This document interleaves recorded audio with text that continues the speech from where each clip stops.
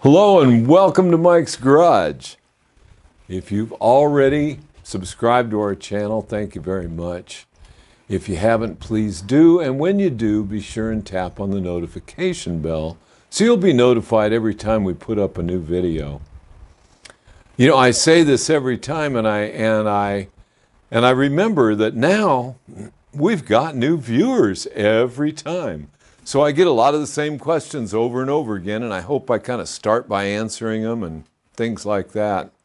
I also wanted to mention if you go pacificmike.com, just Google pacificmike.com, that'll take you to our new website, which we're just starting to put things on now, and that we have our new t-shirts on there.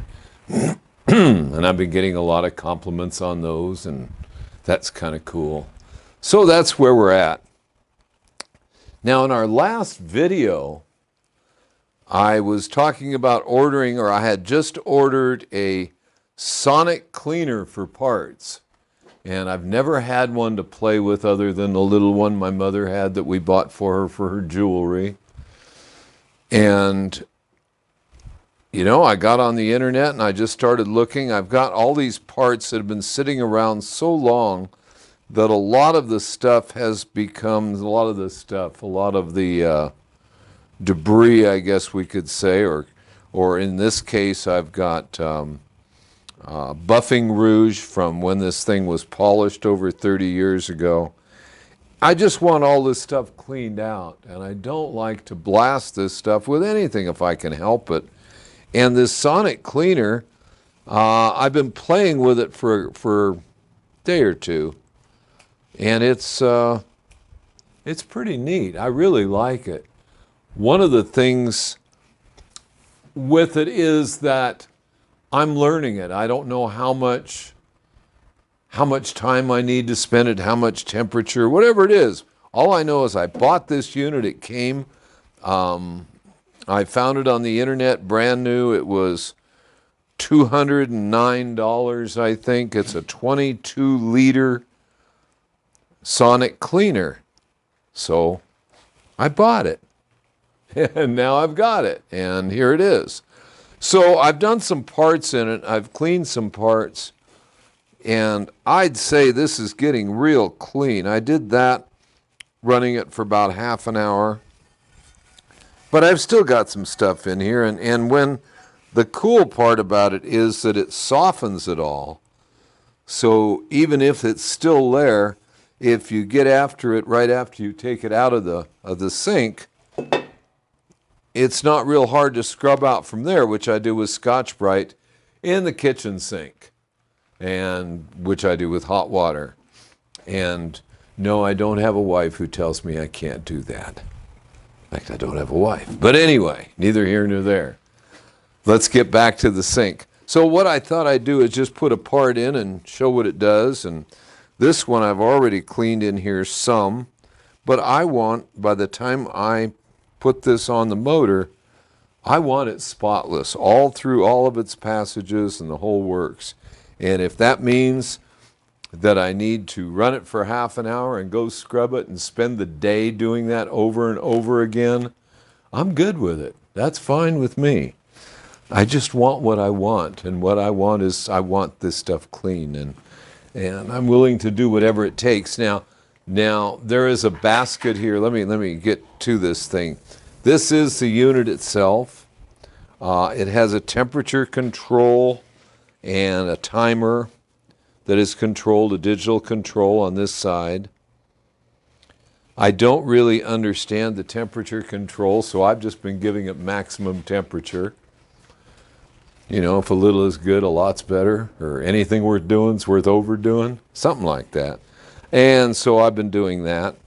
Also instructions, they say be sure that you cover the part completely with water and that you don't go above the line. And when they said the line, I looked for one that would be scribed in there or painted in there or anything, and all I find is this right here, which looks like a bead rolled type of thing. And I'm going to have to call that the line because it's the only line there. So it has to be what they're talking about. And this basket, this basket, put the parts in the basket and the basket into the sink. Then they say do not do it without a basket. So apparently they want space underneath it, because what this thing really does is vibrate and heat. And it's pretty cool. Actually, it's pretty warm. But anyway, so I'm going to pour some water on it, over it. This is just tap water. And so I'll just pour it in there.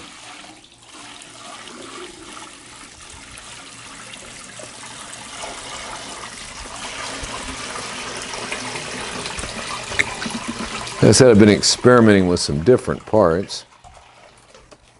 Now that is covered completely with water, so I don't need to go up to the line. They don't want you to go higher than the line. And whatever their reasoning is fine with me. They manufactured it. They know what they're doing.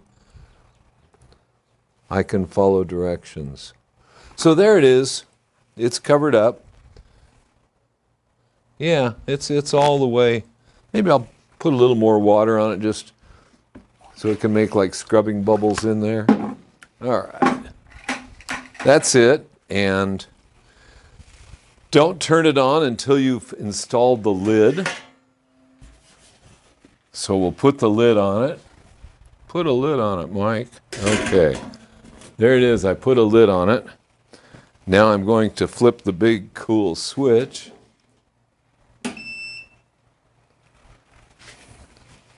And now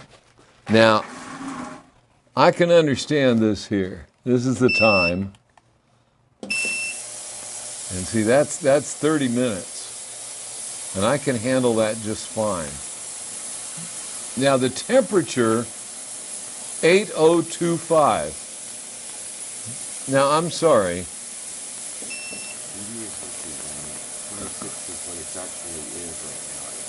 80 is what I want. 20. Okay. Cameraman Mike, who knows such things, says that this is 80. That what you want or what you're asking for is 80 degrees, and it's actually at 26. It can't be at 26. It would be frozen. Oh no, centigrade. 26 centigrade. Okay. So let's. Yeah. Well, there's temperature plus, and it's on and running. So. There it is. So what I should see, if Mike is correct, is that the centigrade, it should go up on this scale here that says 26. Okay, I'm good with it. Like I said, it got good and hot, and it really did, I thought, a nice job. I'm going to need to stay at it for a while. If we look into this, we can see it's pretty clean. Actually, that almost goes to very clean. Let's see what this one goes to. This is very clean. I don't have any real complaints. It's just that inside the motor itself, I want absolute, as clean as I can possibly get. And like I said, if it takes running through several cycles of this and reheating it, and oh yeah, it gets very warm very quick. You can feel it. And it's heating up. Now they don't want you to take the lid off while it's operating. Okay, it went up 1 degree Celsius. Okay. How cool is that? I wonder if I'd get like arrested and fined heavily if I took the lid off while it was running. I've been known to run with scissors. I didn't say that. I've never run with scissors. Never. Okay.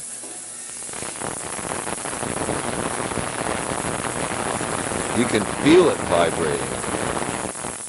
Actually, it says in the instructions, it says that it tells you how hertz.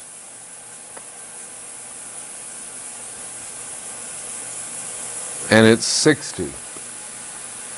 60 hertz is the vibration of it.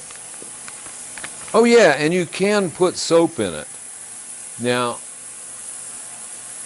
what I found when I did put soap in it is I felt that it softened what was left a little better. So it was a good idea. I'm real scientific about that too, okay? Soap, dish soap. There, installed. They tell you in the instructions, they tell you how much, here we go, wait a minute. Important instructions. Enhanced cleaning. When the item is smeary or extraordinary dirty, please add about 5 to 10 milliliters of detergent into water to enhance cleaning result. And that's what we just did. Now, I've kind of treated this maybe like a bit of a joke, but I'm pretty pleased with the way it's been working. It's like any other piece of equipment. I'm learning it. I'm learning what it will do, how well it will do, what it requires. In other words, I just went up to half an hour and ran it. Okay, part came out relatively clean. What happens if I run it for an hour? You know, as long as I don't walk away from it. This is the kind of thing where we have temperature, electricity, all sorts of things involved. I don't want to walk away from it. If I'm going to run it, I'm not going to be more than 20, 30 feet from it. And so, I mean, to me, that's just common sense. You know, to turn it on and outsmart the timer and leave it on while you're on vacation thinking your parts will be clean when you come back. It might be real clean, the house may be gone, you know. Anyway, that's about it. I don't think I have any more to show with that at the moment. What I would like to, you want to pick up the lid again, see what it's doing?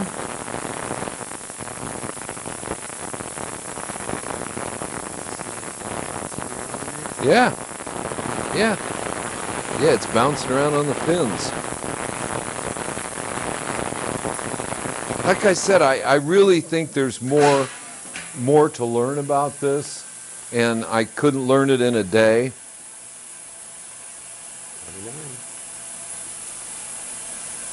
I just went up to 30. Yeah, so it's there, and it's been going for a few minutes. So that's pretty cool. The other thing I did, I think we're done. I don't think we need to talk about that anymore for the moment. I mean, unless you want to wait all the way through this thing's cleaning cycle. What I do want to say is the Long Beach Swap Meet is Sunday, Long Beach, California. Long Beach Motorcycle Swap Meet at Veterans Stadium.